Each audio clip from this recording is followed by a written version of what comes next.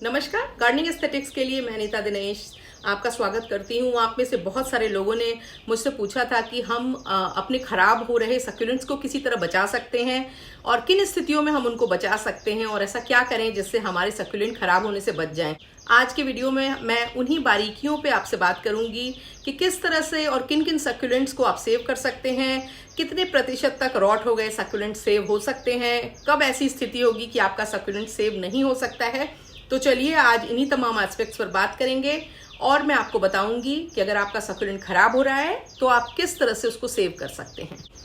पर हमको ये ध्यान रखना होगा कि आप अपने सक्यूलेंट को, अगर आपको लग रहा है आपके सक्यूलेंट में कोई प्रॉब्लम हो रही है तो आप उस पर तुरंत गौर करें, क्योंकि थोड़ी सी भी देर करने पर ये एकदम से कोलैप्स हो जाते हैं। यहाँ तक कि कुछ घंटों में, एक दिन में ही इनकी आकार, प्रकार और आकृति में एकदम से परिवर्तन आ जाता है और आप सोचते ही रह जाते हैं।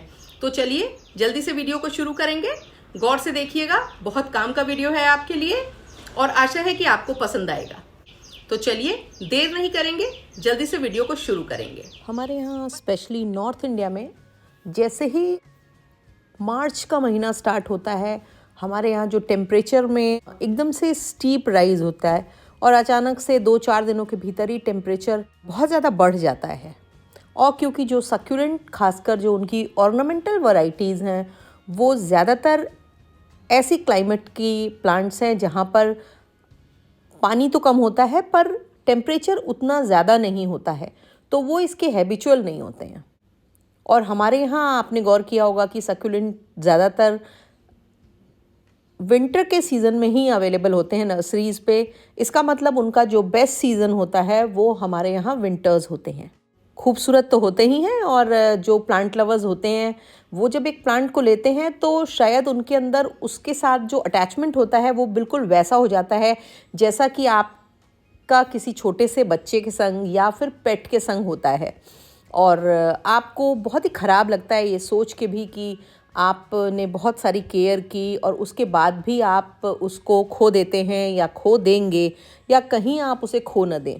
तो ये एक इनसिक्योरिटी और ये एक तनाव जो प्लांट लवर्स होते हैं और ख़ासकर जो सक्यूलेंट लवर्स हैं या जिन्होंने हाल ही में सक्यूलेंट लगाना शुरू किया है, और क्योंकि मेरा मानना है कि इतने रेजिस्टेबल प्लांट होते हैं कि अगर आप रेगुलर नर्सरीज़ पे विजिट करते हैं या आप यूट्यूब पे, इंस्टाग्राम पे प्लांट्स को फॉलो करते हैं तो आप इनको लगाए बिना नहीं रह सकते हैं।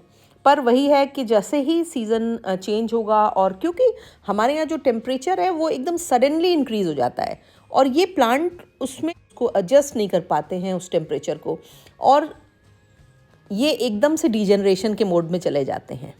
हालांकि सक्यूलेंट की जो ऑर्नामेंटल वैरायटीज़ हैं, ऑर्नामेंटल वैरायटीज़ मैं उन वैरायटीज़ को कहती हूँ क्योंकि सक्यूलेंट एक बहुत बड़ा प्लांट समूह है जिसमें लगभग 1500 से ज़्यादा प्लांट की प्रजातियाँ पाई जाती हैं। ऐसे में बहुत सारे ऐसे सक्यूलेंट हैं जो आराम से हमारे यहाँ सर्वाइव करते हैं। पर ये जो फैंसी वैरायटीज़ हैं सक्यूलेंट की, ये हमारे यहाँ बामुश्किल सर्वाइव कर पाती हैं या कुछ ऐसे ट्रिक्स हैं इनको लंबे समय तक अपने साथ बनाए रखने की, जो over the period of time मैंने इनको कलेक्ट करते करते समझी हैं या सीखी हैं और वो पसंद करती हूँ। और बहुत बार ऐसा होता है कि शुरू में जब मैं लगाती थी तो जैसे ही टेम्परेचर बढ़ता था और सारे के सारे कोलैप्स हो जाते थे। बहुत सारी ऐसी इनिशियली गलतियाँ मैं करती थी जो मुझे बाद में रियलाइज़ हुआ कि नहीं, अच्छा इस सीज़न तो इस वजह से मरा, इस सीज़न ये वाला प्लांट इस वजह से मरा। करते करते एक तरीका सीख लिया, फिर तो लगाना सीखा और उनको कोशिश करके बचाना भी सीखा। तो आज आपसे मैं अपना वही एक्सपीरियंस साझा करूँगी।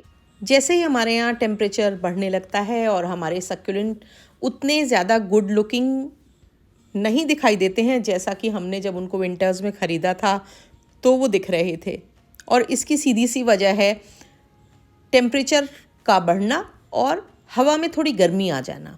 ये दोनों चीज़ें ही सक्यूलेंट के लिए नहीं अच्छी हैं। नॉर्मली जब किसी का भी सक्यूलेंट ख़राब होता है और वो किसी और प्लांट लवर से डिस्कस करता है तो छूटते ही लोग एक बात बोलते हैं, ओवर वाटरिंग कर दी होगी।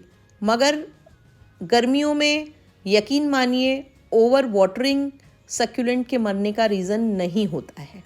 सर्दियों में तो कई बार ओवर वाटरिंग से आपके सक्यूलेंट ख़राब हो जाते हैं, पर गर्मियों में ओवर वाटरिंग से ज़्यादा इनके मरने की कई और वजह होती हैं।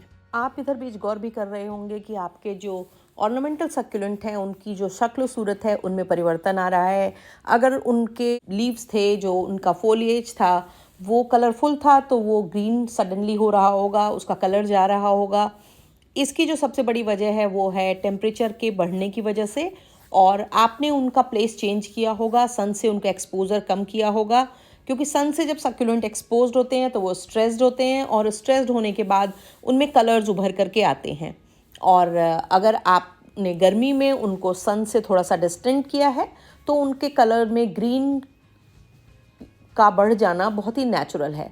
दूसरा, आपने देखा होगा कि आपके जो सक्यूलेंट हैं वो उतने कॉम्पैक्ट नहीं दिखाई दे रहे हैं। कॉम्पैक्ट मतलब जब आप लाए थे तो वो गठीले सुडौल प्लांट्स थे, अब वो ऊपर की तरफ बढ़ रहे हैं और लेगी हो रहे हैं। उसका भी जो मेन रीज़न है वो ये है कि सनलाइट की क्वांटिटी सडनली बढ़ गई है और प्लांट ऊपर की तरफ बढ़ रहा है। ऐसी कुछ उनकी शक्ल सूरत हो रही होगी। आपने ये भी रियलाइज़ किया होगा कि आपके जो सक्यूलेंट हैं बहुत सारे वो नीचे से जड़ों के पास से उनकी जो स्टेम है वो ब्राउन कलर की होने लगी है या फिर काली सी पड़ रही है। उनकी जो नीचे की पत्तियां हैं वो भी रिलेटिवली ट्रांसपेरेंट हो रही हैं, ब्राउन कलर की हो रही हैं, येलो कलर की हो रही हैं, बहुत ही ज़्यादा चिपचिपी और पनेली हो रही हैं, यानी कि उनमें वाटर कंटेंट नज़र आ रहा है। जबकि जो हेल्दी सक्यूलेंट होते हैं उनकी जो लीव्स होती हैं वो ठोस होती हैं, उनमें जो पानी है वो जेल के फॉर्म में होता है।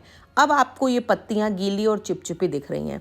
इसका मतलब ये है कि ये राइट टाइम आ गया है। जब आपको ऐसा साइन दिखे तो तुरंत ही अपने सक्यूलेंट को सेव करने के लिए कुछ ना कुछ करना पड़ेगा, अदरवाइज़ आपका succulent with in 24 hours, with in 2-3 days degenerate हो जाएगा।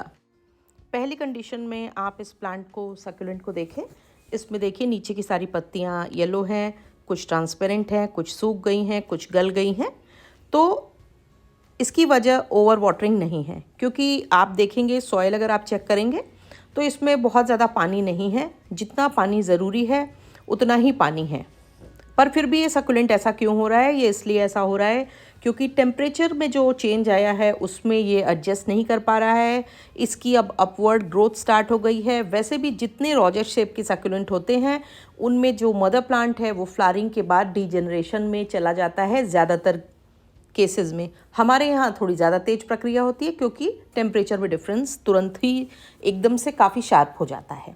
अब इसमें आप गौर से देखेंगे कि ये जो नीचे की गली पत्तियां हैं इसके साथ ही साथ इसमें कुछ ऑफस्प्रिंग्स भी हैं। तो हम पहले ये चेक कर लेंगे कि इसकी जो स्टेम है या रूट है वो रॉट तो नहीं हुई है। उसको अच्छे से देखने के लिए हम ये सारे जो गले हुए लीव्स हैं, सूखे लीव्स हैं, इसको साफ़ करेंगे। साफ़ करने के बाद हम देख सकते हैं कि जो इसका स्टेम है वो रॉट नहीं हुआ है, पर फिर भी साइन दिख रहे हैं। इसका मतलब ये है कि हमें अब इसको इसके ऊपर से काट करके इसको फिर से ट्रांसप्लांट करना होगा, और ये हमारा एक नया सक्यूलेंट तैयार होगा, नया प्लांट तैयार होगा कटिंग से। और नीचे की जो स्टेम है, क्योंकि उसमें ये हो सकता है कि वो पूरी तरह से धीरे धीरे नीचे की तरफ गलने लगे, तो उसको हमें छोड़ देना होगा। अब हमने इसको इस तरह से काट लिया और कटे हुए हिस्से को हम ट्रांसप्लांट करने के पहले 2-3 दिनों के लिए कैलस फॉर्म होने के लिए रख देंगे।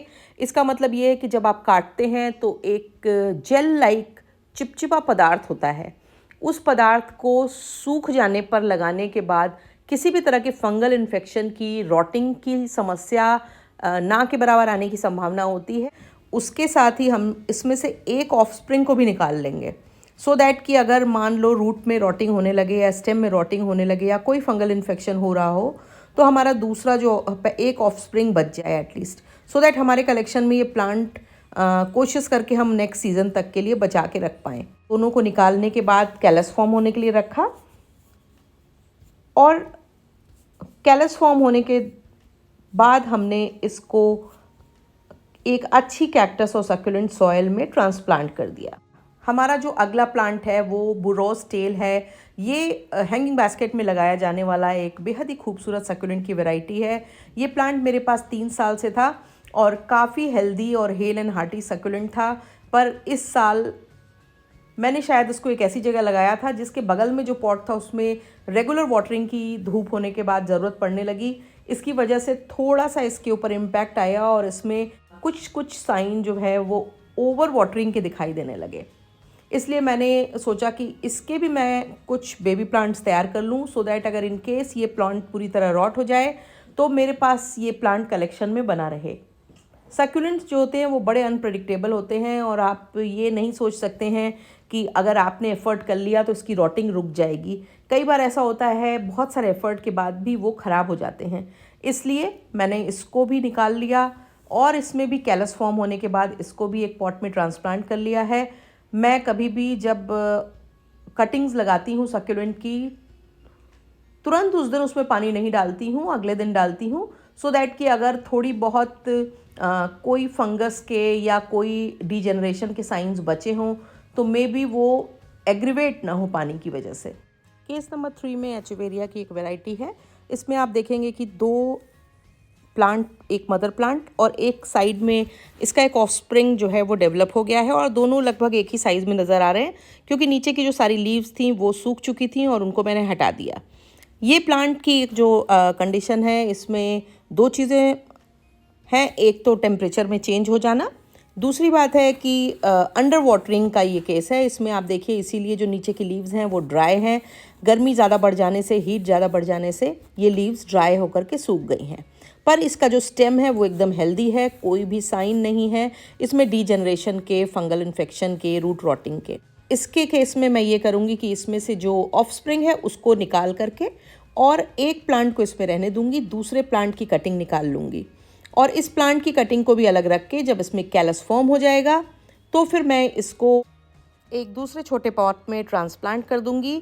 एक बात हमेशा याद रखें कि जो भी आप सिज़र यूज़ कर रहे हैं, नाइफ़ यूज़ कर रहे हैं, कुछ भी कटिंग के लिए यूज़ कर रहे हैं, वो प्रॉपरली सैनिटाइज्ड होना चाहिए। अब इसके बाद आपने समझ लिया होगा कि इन तीनों ही केसेस में आपको क्या चीज़ देखनी है और किस तरह से अपने प्लांट को, अगर आपको नीचे कोई भी साइन नहीं दिख रहा है तो अननेसेसरी उसको काटने की ज़रूरत नहीं है। आप उसको अलग तरह से हैंडल करें जिस पे रूट रॉटिंग हो। और कुछ केस तो ऐसे होते हैं कि आपका प्लांट पूरी तरह गल चुका है, फिर उसमें कोई होप नहीं होती है, तो बेहतर ये है कि आप ये मान लें कि उस प्लांट में कोई भी आगे होप नहीं बची है। पर हमेशा मैं एक बात कहती हूँ कि सक्यूलेंट कलेक्ट करने वाले लोगों के लिए या सक्यूलेंट लवर्स के लिए ये बहुत ही इम्पॉर्टेंट है कि वो अपने जो प्लांट को लाने के साथ ही उनमें लीफ प्रोपगेशन तो शुरू कर दिया करें, क्योंकि लीफ प्रोपगेशन के लिए अप्रैल फर्स्ट वीक तक का जो टाइम होता है वो बेस्ट होता है। इस समय तक हमारी लीव्स प्रॉपरली प्रोपगेट होती हैं, उसके बाद हमारे लीव्स में प्रोपगेशन के चांसेस कम होने लगते हैं क्योंकि गर्मी बहुत ज़्यादा बढ़ जाती है। और कटिंग्स को आप फरवरी के एंड से आप अपने प्लांट में उनकी जो कंडीशन है उसके अकॉर्डिंग कटिंग्स को तैयार करने लगें, क्योंकि मुझे लगता है जो नए प्लांट्स होते हैं या नई कटिंग्स होती हैं उनके सर्वाइवल के चांस मदर प्लांट के सर्वाइव होने से ज़्यादा होते हैं। अगर आप मेरे वीडियोस को रेगुलर देखते हैं और अभी तक आपने मेरे चैनल को सब्सक्राइब नहीं किया है तो आपसे मेरी गुजारिश है कि आप मेरे चैनल को सब्सक्राइब करें और मेरे वीडियो को लाइक करें, अपने गार्डनिंग लविंग फ्रेंड्स के संग शेयर करें और बेल आइकन दबाना बिल्कुल भी मत भूलें ताकि गार्डनिंग से जुड़े हुए मैं जो भी अपडेट करूं वो आप तक पहुंचे। Thank you very much.